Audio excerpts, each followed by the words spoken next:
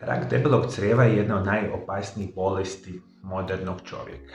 I u današnjoj temi ću vam, drage volje, preporučiti jedne od nevjerojatnih čudesnih prirodnih načina kontrole, sprečavanja ili, ukoliko imate ovu vrstu bolesti, oboljenja, dakle pomoći na potpuno prirodan i siguran način. Sve ovo što ću vam danas pričati, naravno je da je znanstveno dokazano. Reći ćemo koji su glavni uzroci, koji su simptomi ove vrste bolesti i naravno točne preporučene doze onih najbitnijih nutrijenata koji će vam pomoći, reći ću vam na kraju emisije. Jedna od najalarmantnijih bolesti koji se značajno povećao u postotku u zadnjih 20 do 30 godina je rak debeloga crijeva. On je recimo prije 30 godina bio na nekoj ljestvici uzroka tumora i čak i smrtnosti u svijetu puno niže nego što je danas. U velikom broju zemalja, specijalno zemalja razvijenog svijeta, on se već popeo na drugo mjesto tumora u praktično cijelom svijetu ovoga tipa. I upravo rak debeloga crijeva, što je još alarmantnije, pogađa sve mlađe i mlađe osobe. I mi kada govorimo o samome debelom crijevu, osnovna uloga debelog crijeva je pohranjivanje sadržaja koja dolazi iz tankoga crijeva, te izbacivanje tog sadržaja s pomoć snažnih pokreta. Uz to debelo crijevo iz sadržaja uzima i u organizam vraća vodu i elektrolite te masne kiseline. I ono što se zapravo događa, ove normalne funkcije crijeva, njihova sluznica i slično, specijalno govorimo o debelom crijevu, se značajno narušava sa sidlačkim načinom života, izuzetno lošom prehranom, stresom, konzumacije, rekli smo velike količine alkohola, specijalno istraživanja govore, redovno konzumirajući velike količine mesa. Praktično svo prerađeno meso, crveno meso, jedan od najglavnijih uzročnika, oštećivanja sluznice debeloga crijeva. I to je jedan od najglavnijih razloga zašto osobe dobivaju rak debeloga crijeva.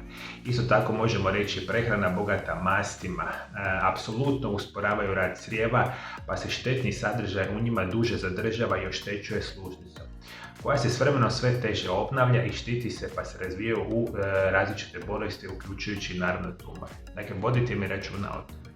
Izuzetno loša hrana vam duži vremenski period ostaje u debelom crijevu. A vi želite kada vaša hrana uđe u probavu, da izađe čim je prije moguće i da onda probava najmanje pati.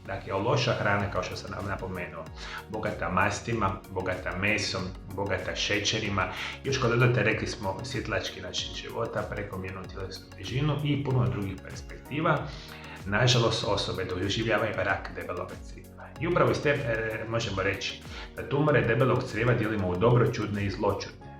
Najčešće su adenomi ili polipi i adenokarcinomi. Uklanjanje polipa i otkrivanje karcinoma u početnoj fazi rasta osnovna je svrha liječenja i sprječavanja karcinoma. Polipi debelog crijeva i njihova povezanost sa rakom debelog crijeva su itekako bitni i povezani. Najčešće u velikom broju slučajeva radi oštećivanja te same sluznice debelog crijeva rastu sitne male izrastine. Što su one manje, nekad oni mogu biti dobroćudne, ali često se mogu pretvoriti u zloćudne. I što više rastu, tumor raste i puno veća problematika naravno ovog tipa. I ono što mi razmišljamo, da u tijelo ubacujemo najbolje prirodne opcije koje će nama ovoga tipa pomoći. A kako ćete vi znati da imate recimo rak debelog crijeva, što je isto bitno za reći? Postoje određene vrste simptoma koji mogu pomoći. Prije svega, bolovi u trbuhu, grčevi, apsolutno nadutost i nelagode. Apsolutno, što je bitno za reći, promjene u navikama crijeva i konzistenciji stolice, kao što su proljev, zatvor ili sužavanje ili stanjivanje stolice. Jedan od onih, ajmo tako reći, najučestalijih simptoma koji vama govore da imate rak debelog crijeva, biti ćete da je recimo nekoliko dana sada da imate proljev, pa nekoliko dana imate zatvor, pa se to tako ponavlja puno puta tijekom jednog mjeseca, recimo godini dana. Isto tako, osobe koje imaju rak debelog crijeva u velikom broju slučajeva imaju stolicu koja je jako tanka i dugačka, kao recimo olovka ili tako nešto slično toga tipa, nažalost ovo pokazuje. I vi kada imate rak debelog crijeva često imate krvavu stolicu, što je znak rektalnog krvarenja.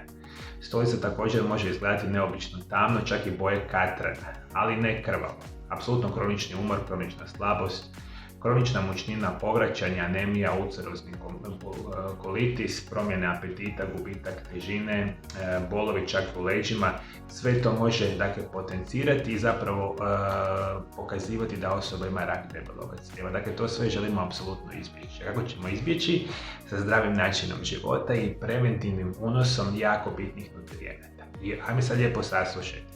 Specijalno svi vi koji imate preko 40, 45, 50 godina ove nutrijente morate apsolutno redovito unositi i onda smanjujete apsolutno na minimum rizik od nastanka raka debeloga crijeva. Zato ću vam redovito preporučiti. Uzimate apsolutno vitamin B9 2 puta po 400 mikrograma dnevno. Apsolutno kalcij 500 mg 2 puta dnevno. Specijalno nešto što se nazivaju beta-karoteni, koji se nazivaju lutein i zeaksantin, koji su specijalno bitni za sprječavanje raka debeloga crijeva. Ajde, molim vas, dakle, ovo mi jako dobro zapamtite. Jedna od mojih najvećih preporuka će biti kada sprječavate rak debeloga crijeva, dakle unos vitamina A ili zapravo dio skupine vitamina A koji se nazivaju beta-karoteni. Specijalno zapamtite, postoji nešto što se naziva lutein i zeaksantin. Vi ćete ove beta-karotene najviše konzumirati recimo iz voća i povrća žarkih boja. Dakle, tamno zeleno, recimo listnato povrće i slične vrste onih šarenih, crvenih, zelenih boja označuju da ima veliku količinu tih beta-karotena u sebi. Oni djeluju krasno antitumorsko i vi njih možete uzimati uz povrće koje će vam biti primjer namirnica koje trebate jesti, međutim, vi lutein i zeaksantin možete uzimati u formi tableta. Dakle, zapamtite, nazivaju se beta-karoteni, redovito ih konzumirate, perfektna situacija ovoga tipa. I apsolutno redovito ćete koristiti apsolutno probiotike koji su izvanredna perspektiva ovoga tipa.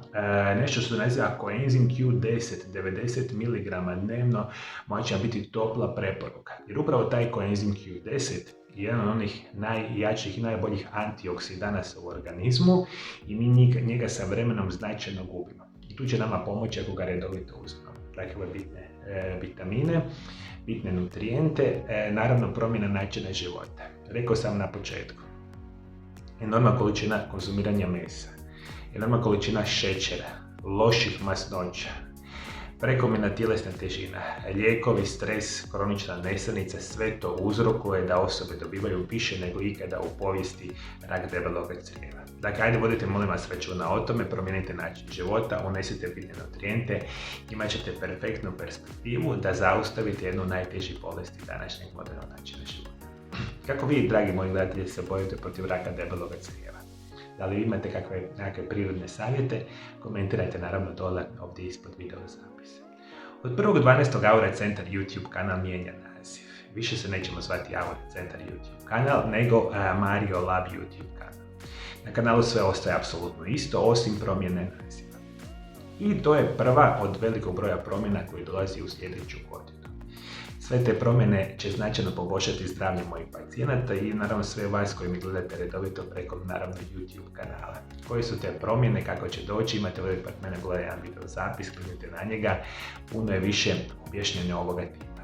I naravno moji dragi gledatelji, ja ću vas svakodnevno obavještavati o najbitnijim zdravstvenim blagodatima i prirodnim opcijama liječenja. Ukoliko se dođe naravno ispod video zapisa, pretplatite na moj kanal. I prije nego što gledate, moji dragi gledatelji, nešto sam više govorio o najbitnijem vitaminu za sprječavanje raka debeloga crijeva. Koji je to, kako se radi, imate u ovom video zapisu pored mene. Hvala najljepše što me pratite me i dalje. Do druge emisije, lijep i ugodan pozdrav.